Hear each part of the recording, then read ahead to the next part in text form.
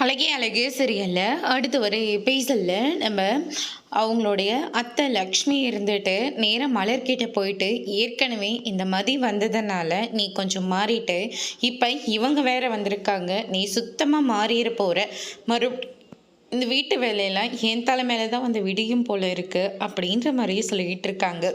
உடனே நம்ம மலர் இருந்துட்டு, "அத்தை நீங்கள் எதுக்காகவும் பயப்படாதீங்க. யார் என்ன சொன்னாலையும் நான் மாறப்போகிறது கிடையாது.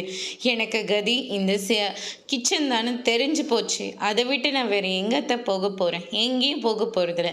நானே எல்லாருக்கும் சமைச்சு கொடுக்குறேன். நீங்கள் சொல்கிற எல்லா வேலையும் நானே பார்க்குறேன். நீங்கள் எதை பற்றியும் கவலைப்படாதீங்க. நீங்கள் நிம்மதி இருங்க அத்தை. எதனா வேணும்னா கூட என்னை கூப்பிடுங்க அத்தை." அப்படின்ற மாதிரி நம்ம மலர் வந்து சொல்லிடுறாங்க. "இல்லை, வர வர உனக்கும் வாய்க்கொழுப்பு அதிகமாக போச்சு இல்லை?" அப்படின்ற மாதிரி சொல்லிக்கிட்டு இருக்காங்க. "அத்தை நான் பேசினாலையும் தப்புன்றீங்க, பேசலனாலையும் தப்புன்றீங்க. நான் என்னத்தை பண்ணுவேன்? வீட்டுக்கு மாப்பிள்ளை வரப்போகிறாரு. அதனால் பார்த்து நடந்துக்கோ. அவரு முன்னாடியும் இந்த மாதிரியெல்லாம் பேசிட்டு நிற்காத." அப்படின்ற மாதிரி சொல்லிடுறாங்க. "சரிங்க அத்தை, நான் பார்த்துக்கிறேன். நீங்கள் இதை பற்றியும் கவலைப்படாதீங்க. உங்கள் மாப்பிள்ளைக்கு தேவையானது எல்லாத்தையும் நான் செய்கிறேன்." "என்ன உங்கள் மாப்பிள்ளையா?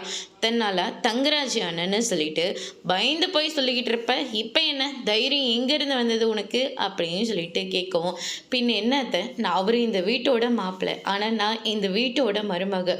அவருக்கு கொடுக்குற மரியாதையில் கொஞ்சமாவது நீங்கள் எனக்குன்னு கொடுத்துருக்கீங்களா?" அப்படின்ற மாதிரி சொல்கிறாங்க. அதோடு முடிச்சிருக்காங்க.